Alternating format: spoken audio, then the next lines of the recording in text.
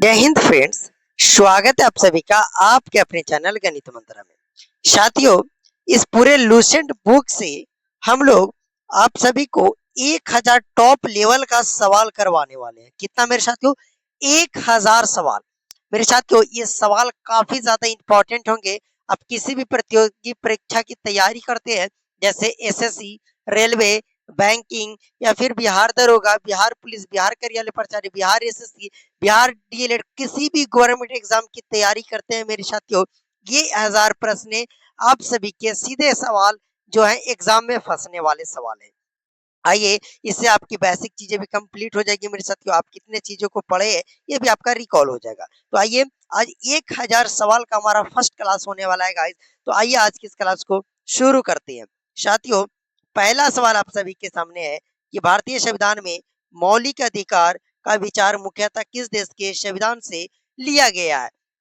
साथियों, सवाल जो कह रहा है कि ये जो मौलिक अधिकार है गाइस, वो किसके संविधान से लिया गया है? तो मौलिक अधिकार जो है साथियों, वो अमेरिका के संविधान से लिया गया है।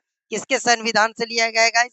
तो अमेरिका के संविधान से मौलिक अधिकार लिया गया है। ओके, और ये काफी मोस्ट इंपॉर्टेंट सवाल है, तो याद कर लीजिएगा मौलिक अधिकार कहाँ से लिया गया है? तो अमेरिका के संविधान से लिया गया है।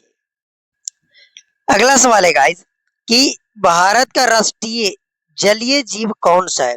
भारत का राष्ट्रीय जलीय जीव गाइस कौन सा है? तो गंगा डॉल्फिन है। कौन सा है भारत का राष्ट्रीय जलीय जीव? तो वो आपका गंगा डॉल्फिन हो जाएगा।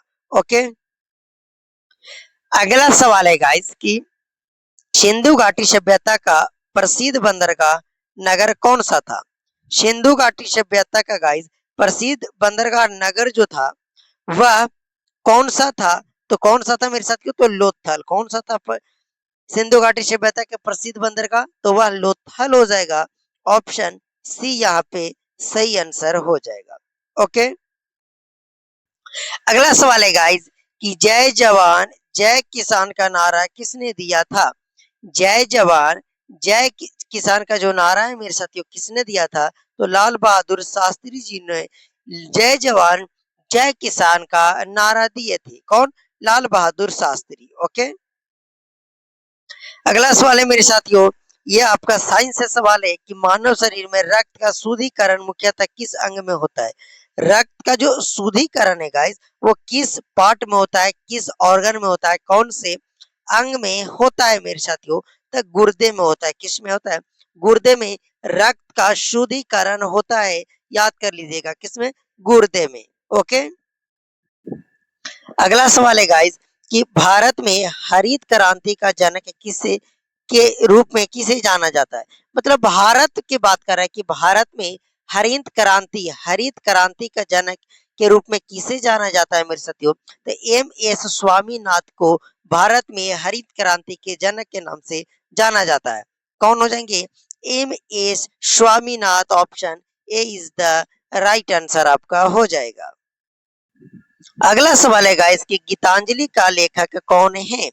गीतांजलि का लेखक मेरे साथियों कौन है? तो रविंद्रनाथ टैगोर हो जाएंगे। इन्होंने गीतांजलि लिखा था, यानी गीतांजलि का जो लेखक है वो रविंद्रनाथ टैगोर हो जाएंगे। ओके, अगला सवाल है गाइस कि भारतीय रिजर्व बैंक की स्थापना किस वर्ष हुई थी? भारतीय रिजर्व बैंक की स्थापना मेरे साथियों किस वर्ष हुई थी? तो 1935 ईस्वी में। कब हुआ था? 1935 ईस्वी में। अगला सवाल है मेरे भाई कि पृथ्वी के वायुमंडल में सर्वाधिक मात्रा में कौन सी गैस पाई जाती है? सबसे ज्यादा वायुमंडल में कौन सी गैस पाई जाती है मेरे साथियों? ये आप सभी को बताना है। तो देखिए, ऑक्सीजन जो होता है मेरे साथियों वायुमंडल में 21% पाया जाता है। नाइट्रोजन जो है मेरे साथियों वह 78% पाया जाता है। कार्बन डाइऑक्साइड 0.003% पाया जाता है।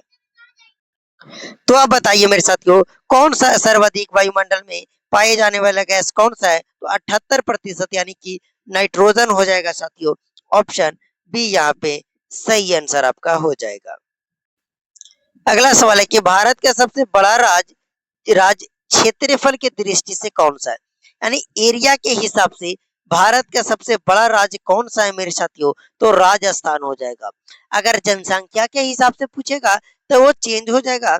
राजस्थान है जो वह आपका एरिया के हिसाब से, क्षेत्रफल के हिसाब से बड़ा राज्य है। ओके, अगला सवाल है मेरे भाई कि गौतम बुद्ध ने अपना प्रथम उपदेश कहाँ दिया था? गौतम बुद्ध ने अपना प्रथम उपदेश कहाँ दिया था? तो सारनाथ में दिया था। कहाँ दिया था गाइस? सारनाथ में। गौतम बुद्ध ने अपना प्रथम उपदेश कहाँ दिया था? सारनाथ में। ऑप्शन सी यहाँ पे सही आंसर हो जाएगा। अगला सवाल, लोकसभा के समान कार्यकाल कितने वर्ष का होता है? लोकसभा के समान कार्यकाल कितनों वर्षों का होता है मेरे साथियों? तो 5 वर्षों का। कितना वर्षों का होता है? तो 5 वर्षों का। Option A is the right answer आपका हो जाएगा। अगला सवाल है कि पंचतंत्र मूल रूप से किस भाषा में रचा गया है? यानी कि पंचतंत्र जो है वो किस लैंग्वेज में लिखा गया है मेरे साथियों? रचा गया यानी लिखा गया है, तो वह आपका संस्कृत लैंग्वेज हो जाएगा। संस्कृत भाषा में पंचतंत्र लिखा हुआ है। किस भाषा में? संस्कृत भाषा में। अगला सवाल है कि प्रकाश संश्लेषण के दौरान पौधे मुख्यतः किस गैस का उपयोग करते हैं? प्रकाश संश्लेषण फोटोसिंथेसिस के समय जो पौधे हैं वो किस गैस का उपयोग करते हैं? तो कार्बन डाइऑक्साइड का लेते हैं वो लोग, कार्बन डाइऑक्साइड। ऑप्शन यहाँ पे डी सही आंसर हो जाएगा, carbon dioxide CO2। Okay guys, अगला सवाल है कि भारत में पहली जनगणना किस वर्ष आयोजित की गई थी? भारत में पहली बार जनगणना किस वर्ष आयोजित की गई थी? तो 1881 ईस्वी में।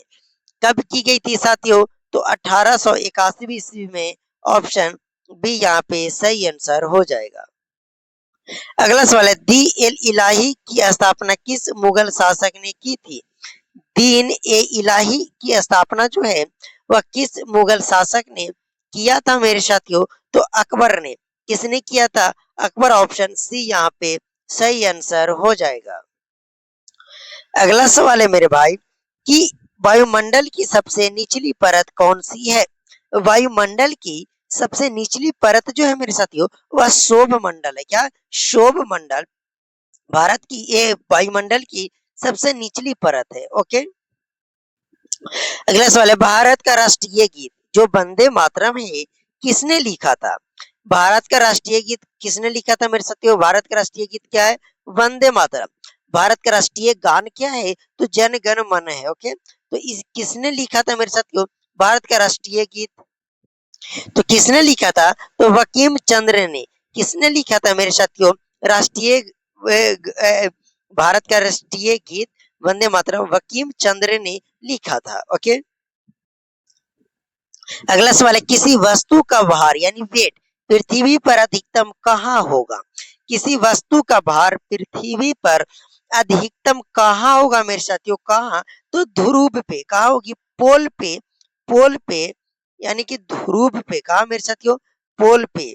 पोल यानी ध्रुव पे किसी वस्तु का भार अधिक होती है। ओके, अगला सवाल है कि भारतीय संविधान के अनुच्छेद 32 किससे संबंधित है? भारतीय संविधान के आर्टिकल 32 जो है मेरे साथियों वह किससे संबंधित है? किससे संबंधित है? तो संवैधानिक उपचार के अधिकार से। किससे संबंधित है? तो संवैधानिक उपचार के अधिकार से संबंधित है आर्टिकल 32। अगला सवाल है, चोल वंश का प्रमुख बंदरगाह नगर कौन सा था? चोल वंश का प्रमुख बंदरगाह नगर जो था मेरे साथियों वह कौन सा था? कौन सा था? तो कावेरी पट्टनम। कौन सा था मेरे साथियों? कावेरी पट्टनम जो था वो चोल वंश का प्रमुख बंदरगाह नगर था।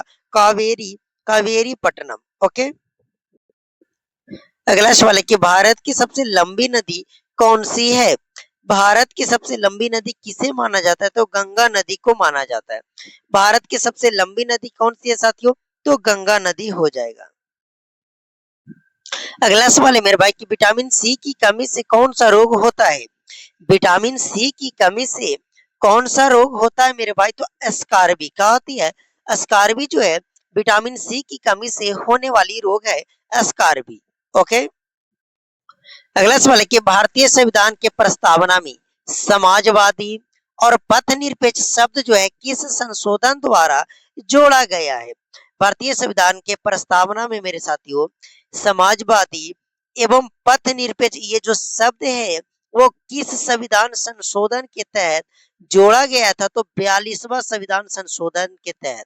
तब 42वां संविधान संशोधन के तहत समाजवादी और पथ निरपेक्ष शब्द को भारतीय संविधान की प्रस्तावना में जोड़ा गया था। ओके, अगला सवाल है कि पानी का रासायनिक सूत्र क्या है? तो बहुत सिंपल सवाल है, तो इसका आंसर आप लोग कमेंट बॉक्स में दीजिएगा। अगला सवाल है भारत छोड़ो आंदोलन किस वर्ष शुरू हुआ था?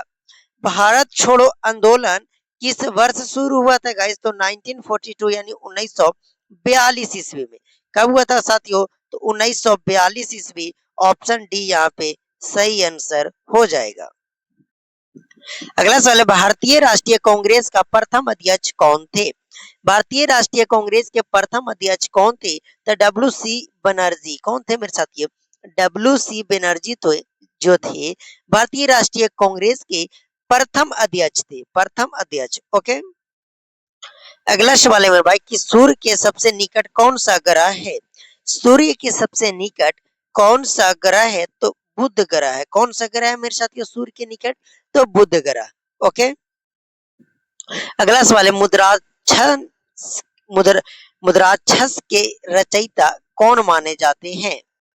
क्या मेरे साथियों मुद्रा राक्षस का रचयिता जो है वह कौन माने जाते हैं? तो विशाखदत्त। कौन? विशाखदत्त जो है मुद्रा राक्षस का रचयिता माने जाते हैं। ओके, अगला सवाल है कि भारत में वित्त आयोग का गठन किस अनुच्छेद के तहत होता है? किसका मेरे साथियों? वित्त आयोग का गठन किस आर्टिकल के तहत होता है? तो आर्टिकल 280 के तहत होता है। किस आर्टिकल के तहत होता है? तो आर्टिकल 280 के तहत। ऑप्शन ए यहाँ पे सही आंसर हो जाएगा। ओके, अगला सवाल है कोशिका का पावर हाउस किसे कहा जाता है? कोशिका का पावर हाउस किसे कहा जाता है मेरे साथियों? तो माइटोकॉन्ड्रिया को कोशिका का पावर हाउस कहा जाता है। कोशिका का पावर हाउस किसे कहा जाता है? माइटोकॉन्ड्रिया को। ओके, अगला सवाल है नर्मदा नदी किस दिशा में बहती हुई अरब सागर में गिरती है? नर्मदा नदी जो है वो कौन से डायरेक्शन से बहती हुई अरब सागर में गिरती है मेरे साथियों? तो पश्चिम से गिरती हुई अरब सागर में जाकर गिरती है, मिलती है। ओके, अगला सवाल है भारत के प्रथम राष्ट्रपति कौन थे? भारत के प्रथम राष्ट्रपति डॉक्टर राजेंद्र प्रसाद थे। अगर आपसे पूछे भारत के प्रथम महिला राष्ट्रपति कौन थे? तो कौन थे? तो प्रतिभा सिंह पाटिल। कौन? प्रतिभा सिंह पाटिल हो जाएगी। ये महिला में प्रथम राष्ट्रपति थे और पुरुष में डॉक्टर राजेंद्र प्रसाद हो जाएंगे। ओके साथियों, अगला सवाल अजंता गुफाएं मुख्यतः किस धर्म से संबंधित है? अजंता की जो गुफाएं में साथियों किस धर्म से संबंधित है? तो बौद्ध धर्म से संबंधित है। कौन से धर्म से संबंधित है? तो बौद्ध धर्म से। ओके, अगला सवाल है विद्युत धारा का एसआई मात्रा की क्या है? विद्युत धारा का एसआई मात्रा क्या होता है मेरे साथियों? विद्युत धारा का एसआई मात्रा एम्पियर होता है। इसे ए द्वारा डिनोट किया जाता है। विद्युत धारा का एसआई मात्रा एम्पियर होता है। ओके, अगला सवाल है सतमेव जयते किस उपनिषद से लिया गया है? सतमेव जयते किस उपनिषद से लिया गया है मेरे साथियों? तो मुंडक उपनिषद से। किस उपनिषद से? तो मुंडक उपनिषद से सतमेव जयते लिया गया है। अगला सवाल है भारत में पंचायती राज व्यवस्था का संवैधानिक दर्जा किस संशोधन से मिला? भारत में पंचायती राज व्यवस्था का संवैधानिक दर्जा जो है मेरे साथियों किस संविधान संशोधन के से मिला? तो 73वां संविधान संशोधन के तहत। कौन सा संविधान संशोधन? तो 73वां जो संविधान संशोधन हुआ था उसमें पंचायती राज व्यवस्था को संवैधानिक दर्जा मिला। अगला सवाल है कि भारत का सबसे ऊंचा जलप्रपात कौन सा है? भारत का सबसे ऊंचा जलप्रपात कौन सा है मेरे साथियों? कौन सा हो जाएगा? तो कुंचिकल जलप्रपात जो है वो भारत का सबसे ऊंचा जलप्रपात है। कुंचिकल जलप्रपात। ओके, अगला सवाल अम्ल का पीएच मान समानता होता है तो 7 से कम होगा। अगर कोई चीज का पीएच मान 7 से कम है तो अम्ल होगा, 7 से अधिक है मेरे साथियों तो वह आपका क्षारीय हो जाएगा। क्या हो जाएगा? क्षारीय हो जाएगा। और अगर ठीक 7 है तो वह आपका उदासनी हो जाएगा। क्या हो जाएगा? उदासनी। ठीक है, लिख लीजिएगा। अगला सवाल है कि प्लासी का युद्ध कब हुआ था? प्लासी का युद्ध 1757 ईस्वी में हुआ था। कब हुआ था मेरे साथियों? तो 1757 ईस्वी में। तो साथियों ये फर्स्ट क्लास को यहीं समाप्त करते हैं। ओके, कैसा लगा ये क्वेश्चंस आप एक बार कमेंट करके जरूर बताइएगा। मैं आप सभी से बोलता हूँ किसी भी गवर्नमेंट एग्जाम की तैयारी करते तो प्लीज ये सारा सीरीज जरूर देखिएगा। ओके।